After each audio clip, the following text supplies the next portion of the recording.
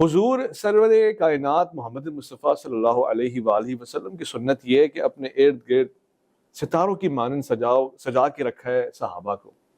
کہیں ابو بکر ہیں، عثمان ہیں، کہیں علی ہیں، کہیں عمر ہیں. اور آل رسول کا بھی یہی کردار اور یہی سیرت ہے کہ ستاروں کی مانند سجا کے رکھا ہے، یہاں تک کہ جب وہ نہیں ہے تو اپنے بچوں کے نام بھی عمر، عثمان، یہ عمر بن علی ہیں، یہ کربلا میں موجود ہیں، یہ عثمان بن علی ہیں، یہ کربلا میں امام حسین کی نصرت کے لیے موجود ہیں، علی رضی اللہ عنہ کرم اللہ وجہ علیہ السلام کے فرزند ہیں. تو آپ کس کی شریعت پہ گامزن ہیں اگر آپ حضور کی سنت، علی کی سنت پہ نہیں مانتے اور اپنے بچوں کے نام نہیں رکھتے ان بزرگ شخصیات کے نام پر؟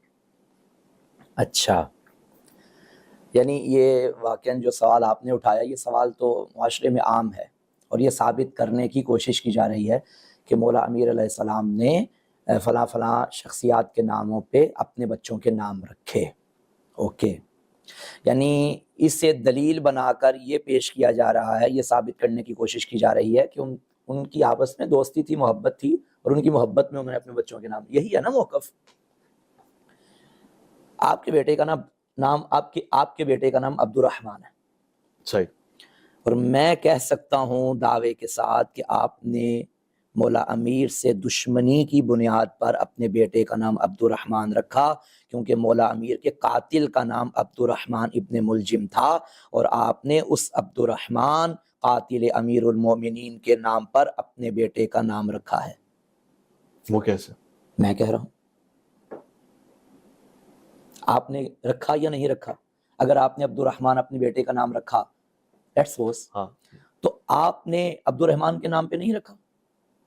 رحمان کا بندہ نہیں، ٹھیک ہے، وہ معنی تو الگ ہے، لیکن ایک یہ تو عام سا نام تھا، معروف نام تھا اور پیارا نام تھا اور سنتی نام تھا، حضور نے پسند فرمایا ہے. لیکن ابن چلیں، ملجم نام تو اچھا تھا لیکن نام تو قاتل کا تھا نا. نہیں. لیکن آپ میرا خیال ہے اس بات کو ماننے کے لیے تیار نہیں، قاتل سے کوئی نسبت ہی نہیں جوڑ سکتے. نسبت ہی نہیں ہے. تو جو دلیل آپ کے پاس ہے نا کہ ہم نے نام رکھا ہے اور اس کے نام پر نام نہیں رکھا، وہی دلیل ہمارے پاس ہے کہ اگر نام رکھا بھی ہے تو کیا دلیل ہے کہ ان کے ناموں پہ نام رکھا. اگر کسی کے نام پر نام رکھنا محبت کی علامت ہے، اوکے، یہی ثابت کرنا چاہتے ہیں نا، پھر اس کا تو لازمہ یہ ہے کہ کسی کے نام پر نام نہ رکھنا نفرت کی علامت ہے، بغض کی علامت ہے. مجھے آپ بتائیے، محبت یک طرفہ اچھی لگتی ہے یا دو طرفہ؟ دو طرفہ. ٹھیک ہے، آپ نے یہ کہہ دیا، ابھی ہم ثابت کریں گے کہ آیا یہ نام رکھے بھی ہیں یا نہیں. آپ نے یہ کہہ دیا کہ مولا امیر علیہ السلام نے فلاں فلاں کے ناموں پہ اپنے بچوں کے نام رکھے. آپ پھر ان کی سیرت میں دکھائیے کہ ان میں سے کسی نے اپنے کسی ایک بچے کا نام بھی ائمہ اہل بیت کے ناموں پہ نام رکھا ہو. اگر انہیں محبت ہے پھر انہیں تو دشمنی ہوئی، جبکہ یہ قانون نہیں ہے. اوکے، یہاں تک کہ ابن تیمیہ جیسے بندے نے لکھا کہ کسی کے نام پر نام رکھنا یا نام نہ رکھنا محبت و نفرت کی علامت نہیں ہے. یہ تو بھائی موٹی موٹی سادہ سی بات تھی. اب آتے ہیں اس بات کی جانب کہ آیا واقعاً مولا امیر نے نام رکھے یا نہیں رکھے. ناظرین سن رہے ہیں اور پوری توجہ سے سماعت فرمائیے گا، اور جو میں بات کروں گا اہل سنت کی معتبر ترین کتابوں کے حوالوں کے ساتھ کروں گا. اوکے، ان کی روشنی میں کروں گا. پہلا نام حضرت ابو بکر. ابو بکر نام نہیں، کنیت ہے. بالکل ایسے ہی. اچھا، مزے کی بات یہ ہے کہ اگر آپ کا یہ کہنا کہ مولا امیر نے ان کے نام پر اپنے بیٹے کا نام رکھا، ان کا تو اپنا نام ابو بکر نہیں ہے، عتیق نام، عتیق، عین تے یہ قاف، عتیق.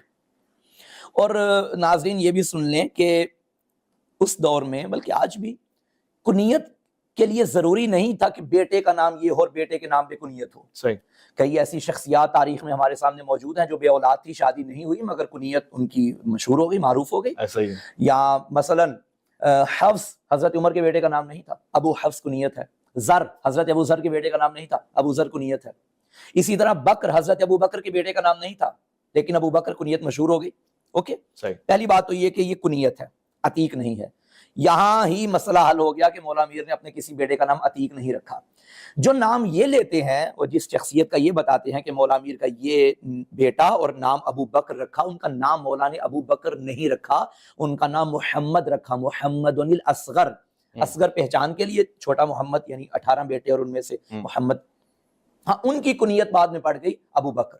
اوکے، 20 نام ہیں صحابہ اکرام میں سے، یا 20 کنیتیں ہیں ابو بکر نامی کافی صحابہ اکرام موجود ہے. آپ کے پاس کیا دلیل ہے کہ مولا امیر کے اس محمد بیٹے کی کنیت ابو بکر ان کی کنیت کی وجہ سے ہے؟ مولا امیر نے تو ابو بکر کنیت رکھی نہیں، مولا امیر نے تو نام محمد رکھا. ابو بکر اس نام میں رائج تھا، اس دور میں رائج تھا. تو کلیئر ہو گیا کہ حضرت ابو بکر پہلی بات تو یہ نام نہیں، کنیت ہے. اور اس نام پہ مولا امیر نے اپنے بیٹے کا نام نہیں رکھا بلکہ ان کا نام محمد رکھا، کنیت مشہور ہو گئی ابو بکر. اوکے، اور ابو بکر اس دور میں رائج تھا. آپ کس دلیل کی بنیاد پر کہہ سکتے ہیں کہ ان شخصیت کی کنیت پہ ان کی کنیت مشہور ہوئی؟ اس دلیل پہ کہ اگلے بیٹے کا نام عثمان ہے، اگلے بیٹے کا نام عمر. آتے ہیں اس پہ، آئیے حضرت عمر پہ آتے ہیں. دوسرے نمبر پہ حضرت عمر ہے نا جی، حضرت عمر پہ آتے ہیں. مولا امیر نے اپنے کسی بیٹے کا نام عمر نہیں رکھا. آن دی ریکارڈ بات کر رہا ہوں. اچھا، مشہور ہو گئی بات، اور جناب شور شرابہ. اور یہ بات یاد رکھیے، علمی حلقوں میں یہ موضوع نہیں ہے، یہ عوامی سطح پہ موضوع ہے. صحیح. کیونکہ نام کسی کے نام، بات کردار کی ہے. کسی کے نام پہ نام رکھنا گویا اس کی تائید نہیں ہے، یہ علماء جانتے ہیں، لہٰذا علمی حلقوں میں یہ بات نہیں. رہی بات حضرت عمر کی، حضرت عمر کے نام پر مولا امیر نے کسی بیٹے کا نام عمر نہیں رکھا، بلکہ جن کا نام یہ عمر کہتے ہیں ان کا نام عمر ہے. عمر بن علی نام ہے آپ. یس، عین میم رے واو عمر، عین میم رے عمر. ان کا نام عمر ہے، حضرت عمر. اچھا، اور ان کا نام عمر بن علی ہے. اچھا، یہ تو موضوع ختم ہو گیا. جیسے عمر ابن عاص ہے. ہاں، ہاں، عین میم رے واو عمر ابن عبدود. عمر ابن عبدود. ہاں، آپ فرما رہے ہیں کہ وہ جو دشمن رسول ہے اس کے نام پہ مولا علی اپنے بچے کا نام رکھیں گے اور صحابی رسول کے نام پہ نہیں رکھیں گے. عمر رکھ لیں گے، عمر نہیں رکھیں گے. اور عثمان. اچھا. اور یہ بھی بتاتا چلوں، حضرت عمر صرف ایک نہیں تھے صحابہ اکرام میں، حضرت عمر بہت سارے تھے. آپ تاریخ اٹھائیں، میرا جہاں تک خیال ہے 20 کے قریب نام ہیں، عمر بن فلاں، عمر بن فلاں، عمر بن فلاں. تو اگر آپ یہ ثابت کر بھی دیں، جبکہ کر نہیں سکتے، کر بھی دیں کہ حضرت عمر کے نام پہ رکھا، تو کس دلیل کی بنیاد پہ آپ کہہ رہے ہیں کہ یہ والے حضرت عمر کے نام پہ انہوں نے نام رکھا؟ پہلی بات تو یہ کہ عمر نام رکھا ہی نہیں، عمر نام رکھا، عمر بن علی. حضرت عثمان، حضرت ابو بکر والا مسئلہ بھی حل ہو گیا، حضرت عمر والا مسئلہ بھی حل ہو گیا. آئیے حضرت عثمان کی جانب. حضرت عثمان، مولا امیر کے ایک فرزند کا نام عثمان بن علی ہے. آپ بھی مانتے ہیں یہ بات؟ مانتا ہوں. مولا امیر نے اپنے بیٹے کا نام عثمان اور رکھا. یہاں اس وقت کوئی بہانہ نہیں چلے گا کہ وہ کنیت تھی یا یہ عمر نام تھا. اب عثمان نام ہے، عثمان بن علی نام ہے. لیکن میں نے بتایا جس طرح ابو بکر کافی صحابہ اکرام کی کنیت تھی، عمر کافی صحابہ اکرام کے نام تھے، اسی طرح عثمان بھی ایک نہیں تھے 1.25 لاکھ صحابہ میں آپ سے. کہیں گے عثمان بن مظعون تھے. عثمان بن مظعون تھے. اور یہ میں نہیں کہہ رہا، مولا امیر کا فرمان کتابوں میں موجود ہے. مولا امیر نے فرمایا کہ میں نے اپنے اس بیٹے کا نام عثمان بن مظعون کے نام پہ رکھا ہے. عثمان بن مظعون وہ صحابی رسول صلی اللہ علیہ وآلہ وسلم تھے جن سے رسول اللہ کو بھی شدید محبت تھی اور مولا امیر کو بھی شدید محبت تھی. جنت البقیع میں مدفن ہے.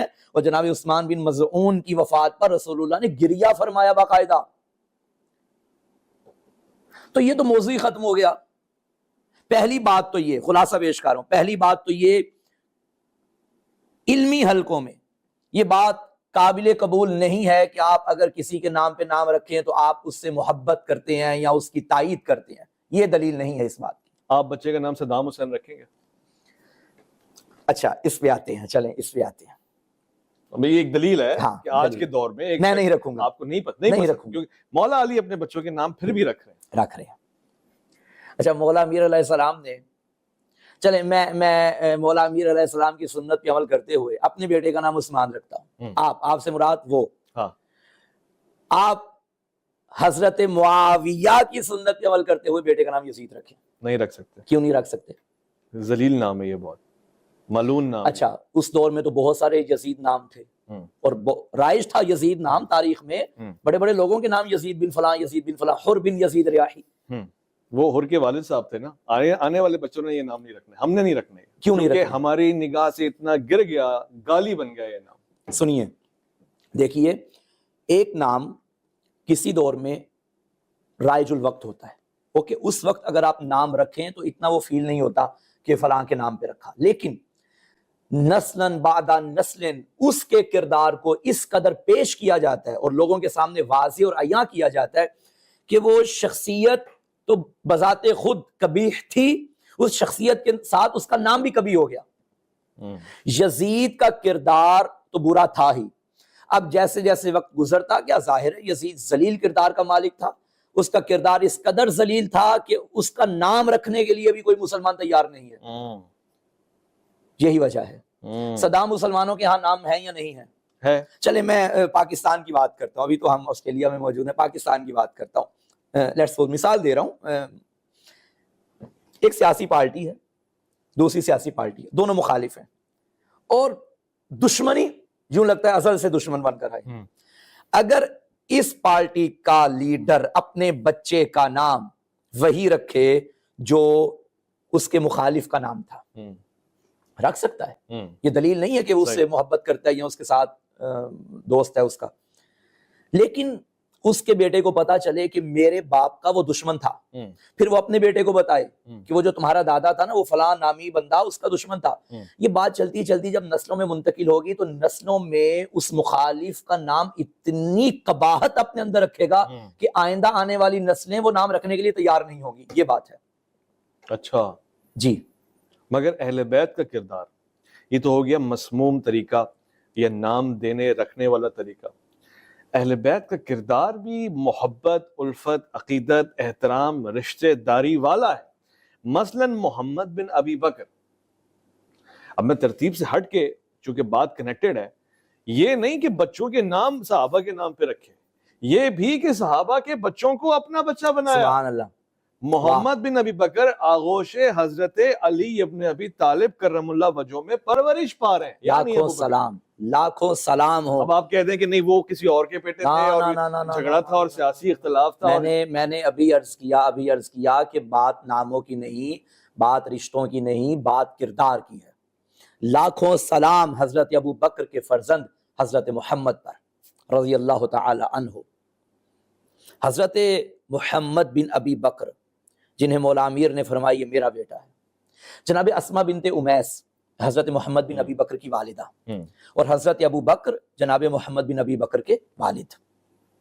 جناب اسماء بنت امیس، میں چاہتا ہوں کہ جناب محمد بن ابی بکر کا ذرا بیک گراؤنڈ تھوڑا سا پلیز، آج کے وقت میں ضرورت بھی ہے، ضرورت ہے۔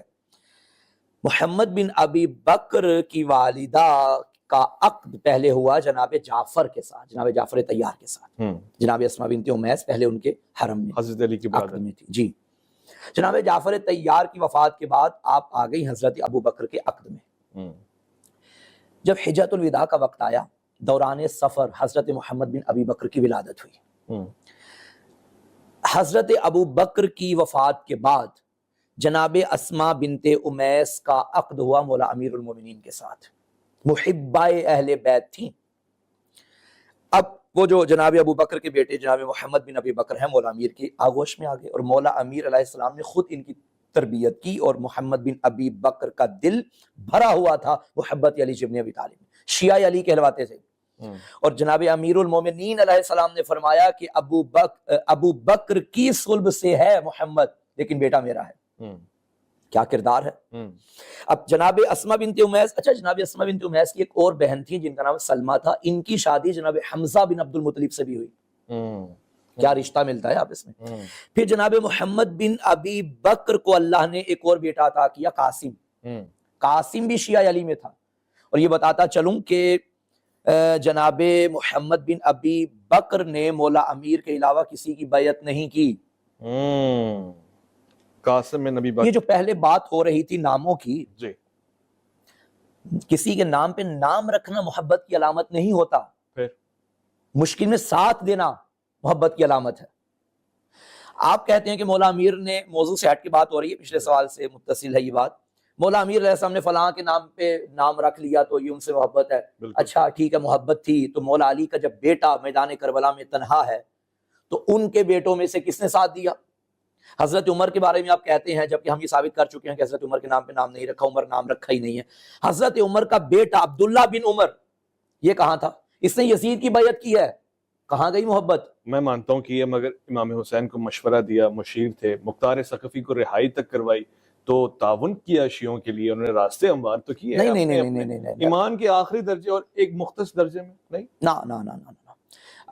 دیکھیے آپ حجت دوراں، حجت خدا کے منکر بن رہے ہیں، یہاں تک کہ یہ مولا امیر علیہ السلام کو چوتھا خلیفہ بھی نہیں مانتے تھے. ذمہ داری سے کہہ رہا ہوں. ان سے پوچھا گیا، انہوں نے بیعت نہیں کی تھی. تین خلیفوں کے بعد معاویہ کا ذکر کیا اور یزید کا ذکر کیا. یہ ہے محبت. بہرحال وہ ایک الگ سیاسی اختلاف بھی ہو سکتا ہے، نہیں سیاسی اختلاف، مگر محمد بن ابی بکر تو شہید بھی ہو گئے. محمد بن ابی بکر کا کردار زندہ، عشق علی میں شہید ہو گئے. شہید. کیوں نہیں آپ نام رکھ رہے اپنے بچوں کو کہ محمد بن ابی بکر، چاہے وہ والے محمد بن ابی بکر ہو، تاکہ ان کی قربانی رائے گاہ نہ جائے. عشق علی کے شیعان حیدر کرار ہیں، صف اول کے بیان کریں نا بھائی. ابی بکر، محمد بن ابی، محمد تو نام رکھتے ہیں نا، سارے رکھتے ہیں. محمد بن ابی بکر کیسے رکھیں گے؟ محمد بن تو وہی رکھیں گے نا جو والد کا نام ہے. محمد نام کیوں نہیں رکھا جاتا؟ آپ محمد ابو بکر نام رکھیں. نہیں، محمد محمد ابو بکر نقوی. چلیں آپ پھر حضرت معاویہ کی سنت پہ عمل کرتے ہو، یزید کا نام رکھیں، بیٹے کا نام یزید رکھیں. کیوں نہیں رکھتے؟ اس لیے کہ امام حسین کی سنت، امام علی کی سنت، حضور کی سنت موجود ہے، تو پھر ہم کسی اور طرف کیوں جائیں؟ نہیں، بات یہ ہے کہ ہم نے جب بات کر دی کہ قباحت اس قدر آ گئی ان ناموں میں بھی کہ ہم رکھنے کے لیے تیار نہیں. یزید کے نام میں اس قدر قباحت ہے کہ ہم یزید کا نام رکھنے کے لیے بھی تیار. یزید کا نام بذات خود غلط نہیں ہے، کردار غلط ہے، لیکن کردار کی وجہ سے نام اس قدر مخدوش ہو گیا. محمد بن ابی بکر کا ذکر تو کریں. محمد بن ابی بکر کا ذکر ہونا چاہیے، ضرور ہونا چاہیے، بلکہ ہمیں گلہ ہے مسلمانوں سے، کیوں نہیں کرتے محمد بن ابی بکر کا ذکر. محمد بن ابی بکر کا ذکر کریں گے تو بتانا پڑے گا کہ محمد بن ابی بکر کے دل میں محبت کس کی تھی. جناب محمد بن ابی بکر کے فرزند جناب قاسم شیعہ علی، جناب قاسم کو اللہ نے بیٹی عطا کی، جناب ام فروا. جناب قاسم خود امام سجاد علیہ السلام کے قریبی ترین ساتھیوں میں سے تھے، حضرت کے صحابہ میں شمار ہوتا ہے. ام فروا بنت قاسم بن محمد بن ابی بکر. جناب ام فروا، یہ سلسلہ محمد بن ابی بکر سے چلتا رہا ہے، اور جناب ام فروا تک یہ سارے کے سارے محبت علی میں گرفتار ہیں. اور ان کا عقد ہوا جناب امام محمد باقر علیہ السلام سے. اللہ نے جناب ام فروا کے ذریعے امام باقر علیہ السلام کو امام جعفر صادق علیہ السلام عطا کی. اب پتہ چلا ہمارے ہاں تو رشتہ داری یا ناموں کی تو کوئی مسئلہ ہی نہیں ہے، ہمارے ہاں معیار کردار ہے. آپ فرما رہے ہیں کہ حضرت ابو بکر کے فرزند سے، یعنی ان کی پر پوتی سے یا پوتی سے جا کے امام جعفر صادق کی. بالکل. تو یہ تو خوبصورت مثال ہو گئی. بالکل بھائی. رسول اللہ کے ایک چچا حضرت ابو طالب ہے، ایک چچا ابو لہب ہے، ایک چچا وہ ہے جس کے بارے میں قرآن فرما رہا ہے الم یجد کا یتیما فآوا، اور ایک چچا وہ ہے جس کے بارے میں قرآن فرما رہا ہے تبت یدا ابی لہب وتب. دونوں چچا ہیں، مگر ہمارے نزدیک، قرآن کے نزدیک، یہ قرآنی بیسک تعلیم ہے اسلام کی، معیار کردار ہے. میں بلکہ آسان الفاظ میں کہوں کہ اگر کوئی مصطفیٰ کو صرف بھتیجا سمجھے وہ ابو لہب بنتا ہے، اور جو محمد کو اپنا عقیدہ بھی سمجھے وہ ابو طالب بنتا ہے. واہ واہ. جناب محمد بن ابی بکر کا تذکرہ ہونا چاہیے. ہمارا گلہ ہے مسلمانوں کے ساتھ، مسلم کمیونٹی کے ساتھ، علماء اہل سنت سے ہمارا گلہ ہے. کیوں نہیں ذکر ہوتا جناب محمد بن ابی بکر کا؟ جناب محمد بن ابی بکر کا تذکرہ ہوگا تو بتانا پڑے گا کہ محمد بن ابی بکر کا قاتل کون تھا. اچھا. حاکم شام نے محمد بن ابی بکر کو قتل کروایا. اس نے بندے بھیجے جنہیں حضرت محمد بن ابی بکر کو وہ گدے کی کھال میں بند کر کے جلا دیا گیا. جنگ جمل میں، جنگ صفین میں محمد بن ابی بکر مولا امیر کے ساتھ تھے.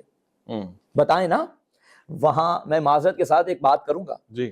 جناب ام حبیبہ ام المومنین ہے، رسول کا حرم ہے، ان کے بھائی کو تو آپ خال المومنین بنا دیتے ہیں.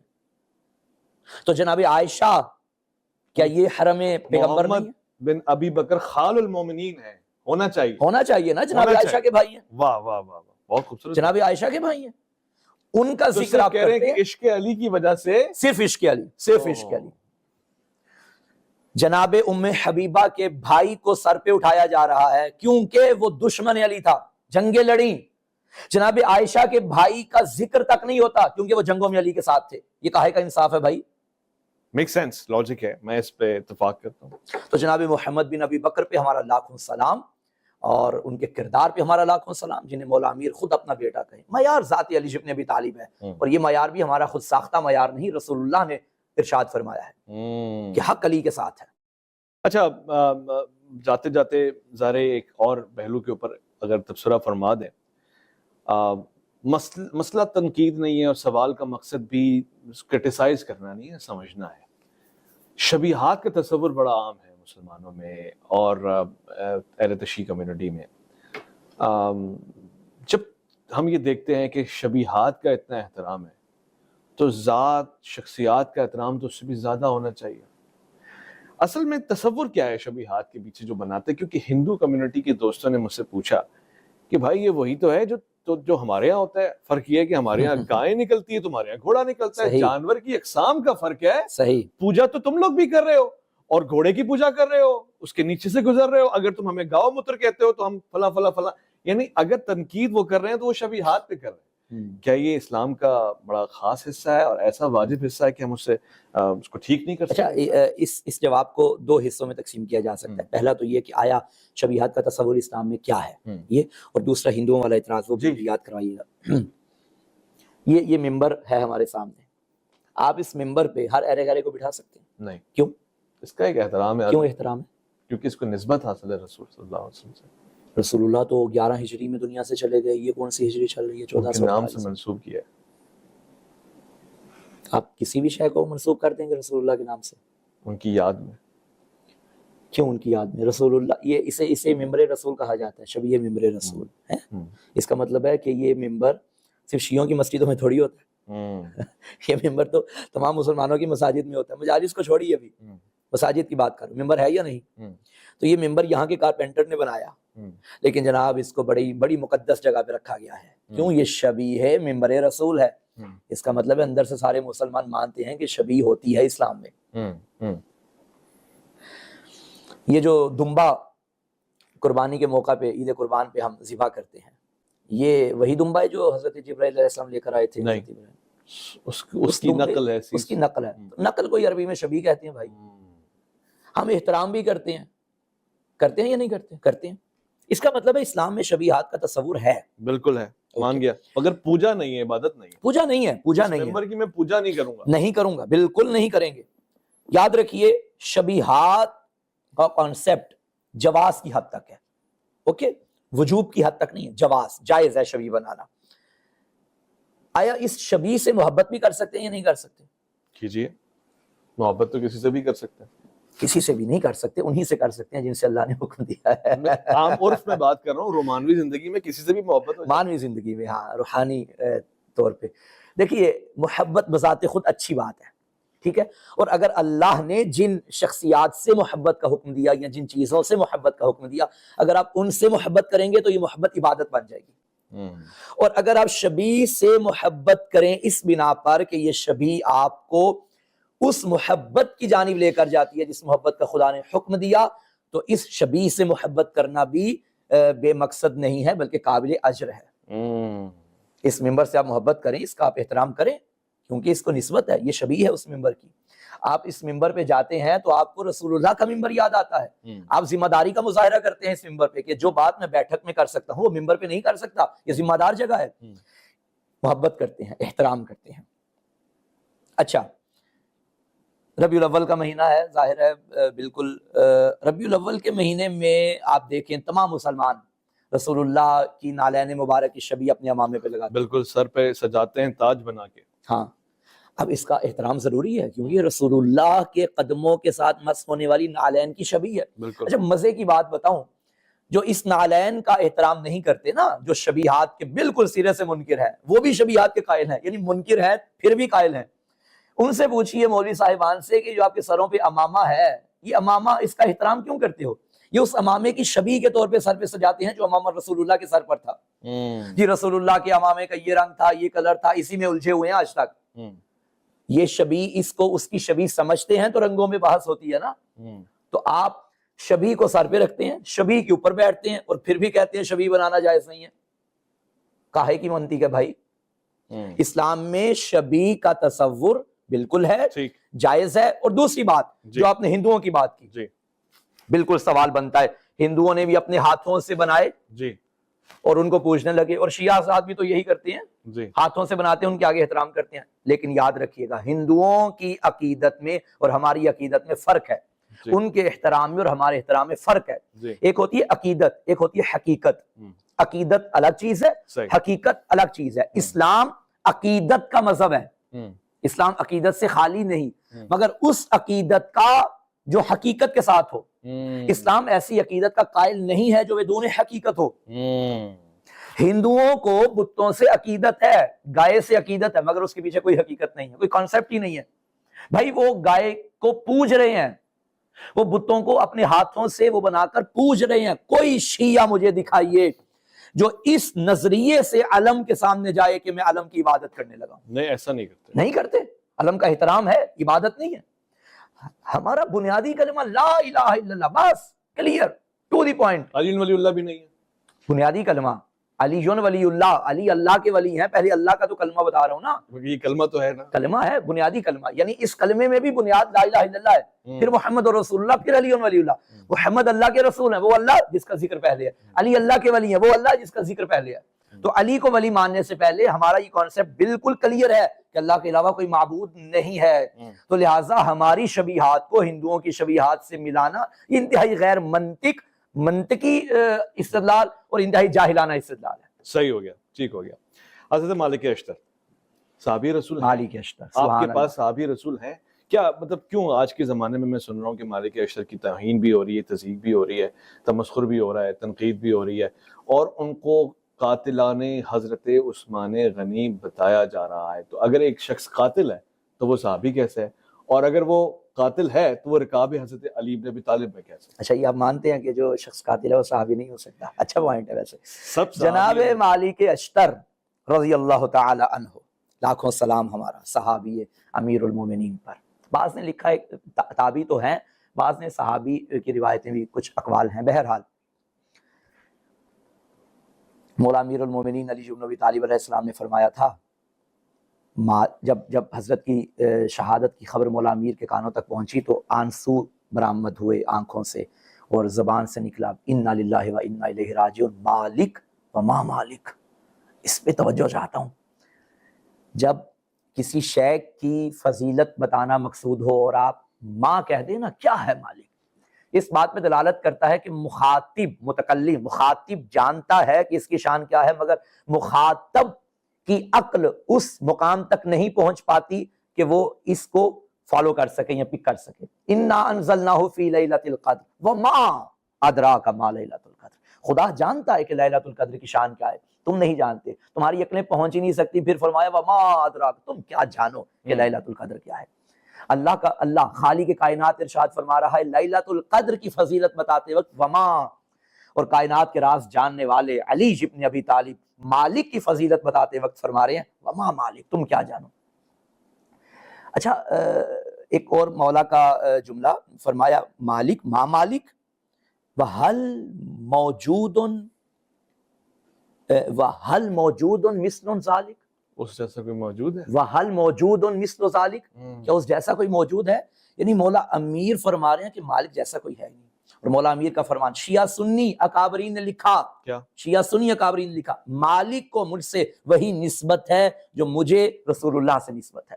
یعنی جیسے میں رسول اللہ کا با وفا صحابی، با وفا سپاہی، ویسے ہی مالک میرا شجاع سپاہی، با وفا سپاہی.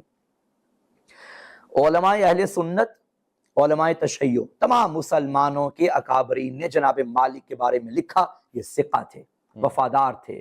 اور بعض نے تو یہاں تک لکھا کہ مولا امیر علیہ السلام نے جو جنگ صفین کے بعد گورنر بنایا جناب مالک اشتر کو، ان کا گورنر بنانا اس بات کی، یہ علماء اہل سنت کے اقوال ہیں، گورنر بنانا اس بات کی دلیل ہے کہ مالک با وفا تھا، مالک ثقہ تھا، مالک شجاع تھا، مالک نیک تھا. جناب محمد بن ابی بکر کو بھی گورنر بنایا مولا، جی بالکل. اور جناب مالک اشتر، مالک بن حارث الاشتر النخعی الکوفی رضی اللہ تعالیٰ عنہ. اچھا یہ میں بڑی عجیب بات ہے، ویسے کمال کی بات یہ ہے اویس بھائی، اور یعنی افسوس کی بات بھی ہے، جو علی ولی کے دشمن تھے نا انہیں اسلام کا ہیرو بنا کے پیش کیا گیا.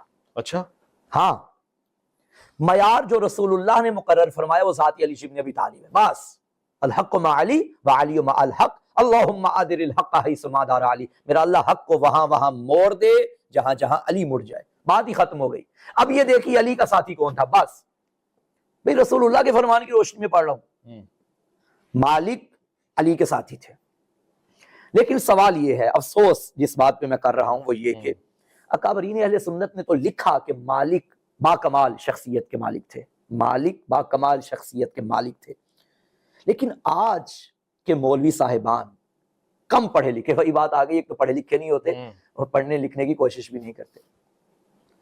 جناب مالک کے خلاف ہرزہ سرائی ہو رہی ہے، جناب مالک کے خلاف زبان درازی ہو رہی ہے، جی جناب مالک کے خلاف ایسے ایسے الفاظ، نازیبا الفاظ استعمال کیے جا رہے ہیں. اگر ہماری طرف سے کوئی ایسی غیر ذمہ دارانہ بات کا مظاہرہ کرے تو چیختے ہیں مقدسات کی توہین ہو گئی، مقدسات کی توہین ہو گئی. ٹھیک، ہم توہین نہیں کرتے، لیکن شخصیات و اختلافات اپنی جگہ تاریخ میں جو موجود ہیں وہ ہیں. آپ کو کس نے حق دیا کہ جناب مالک اشتر کی توہین کریں؟ مالک اشتر ہمارے مقدسات میں سے ہیں، جناب ابو طالب ہمارے مقدسات میں سے ہیں، جناب نرجس خاتون مادر امام زمانہ ہمارے مقدسات میں سے ہیں، امام زمانہ ہمارے مقدسات میں سے ہیں. تو یہاں تو وحدت پارا پارا نہیں ہوتی، وہاں ہو جاتی ہے. یہ انصاف اچھا نہیں ہے. بہت خوب بات آپ نے کی ہے. میں آپ کے ریفرنس سے یہ بات کہہ دینا چاہتا ہوں کہ جیسے کہ حضرت نے فرمایا، حضرت کے عقیدے کے حساب سے عین غین میم کاف جو بھی بکر و زید مقدسات اہل تشیع میں ہیں، مقدسات اسلام میں ہیں، وہ مقدسات مذہب ہیں، لہٰذا ان کی تضحیق توہین نہیں ہونی چاہیے. اور میں حضرت کے توسل سے یہ بھی کہنا چاہتا ہوں کہ جو کچھ مقدسات اہل سنت میں سے ہیں، چاہے وہ با یا تا کوئی بھی ہے، ان کی بھی تضحیق توہین نہیں ہونی چاہیے اور وہ کسی مذہب کا حصہ نہیں ہونے چاہیے. خواتین حضرات، ہم نے سوالات پوچھے، سوالات کے جوابات لیے علامہ سید محسن کاظمی سے، اور مجھے یقین ہے کہ میری کسی بات سے آپ کی جسے کہتے ہیں تکلیف اور تکلف میں کوئی کمی نہ آئی ہو، یہ بھی میں نے خاص خیال رکھا. آخر میں کیا پیغام دینا چاہیں گے؟ اس پروگرام کی نشست تمام ہو رہی ہے اور میں ہمیشہ اپنے مہمان علماء سے کہتا ہوں کہ جو ہماری نئی نسل ہے اس کے لیے اس گفتگو کا سد باب کس عنوان کے ساتھ ہو سکتا ہے؟ کوئی پیغام؟ اچھا، میں ایک بات کروں گا جناب مالک اشتر کے حوالے سے کہ جناب صفیہ ام المومنین ہیں، انہوں نے جناب مالک اشتر کے خلاف اگر کچھ کہا، یہ مستدرک کے نزدیک بھی روایت ٹھیک نہیں ہے. ضعیف روایت کی بنا پہ آپ آج حضرت مالک کی توہین کر رہے ہیں. اگر جناب صفیہ ام المومنین ہے، ہماری ماں ہے، تو جناب عائشہ بھی تو ہماری ماں ہے نا. جناب عائشہ نے جو امر عاص پہ لعنتیں بھیجی ہیں، پھر اس پر بھی تو بھیجیے. اچھا، اور یہ صحیح روایت ہے اہل سنت کے ہاں. بہرحال میں یہ کہوں گا کہ اتحاد قائم رہنا چاہیے. صحیح. ہاں، تاریخی واقعات پہ، تاریخی اختلافات پہ گفتگو ہونی چاہیے، مگر دلائل کے ساتھ. ٹھیک. قرآن کی روشنی میں، احادیث کی روشنی میں، مسلمات کو ٹھیس نہیں پہنچنی چاہیے. ٹھیک. اوکے. باقی تمام شیعہ سنی ایک ہی معاشرے میں رہتے ہیں، ذاتیات پہ نہیں آنا چاہیے. آپ بیٹھک میں بیٹھیں، آپ ٹیبل پہ بیٹھیں، علمی اختلاف برکت کا باعث بنتا ہے. توہین کسی کی نہ کریں، ہاں، لیکن جو جس کو مانتا ہے دلیل کی بنیاد پہ ماننا چاہیے، اس میں کوئی قباحت نہیں. پروگرام کے آخر میں بھی شکریہ ادا کرنا چاہتا ہوں علامہ سید محسن کاظمی صاحب کا، آپ کی خصوصی آپ کا شکریہ، آپ کی محبتیں. اور ایک پل کے لیے جب آپ نے گفتگو فرمائی تھی خصائص امیر المومنین علی ابن ابی طالب، آپ پہ ہمارا سلام ہو.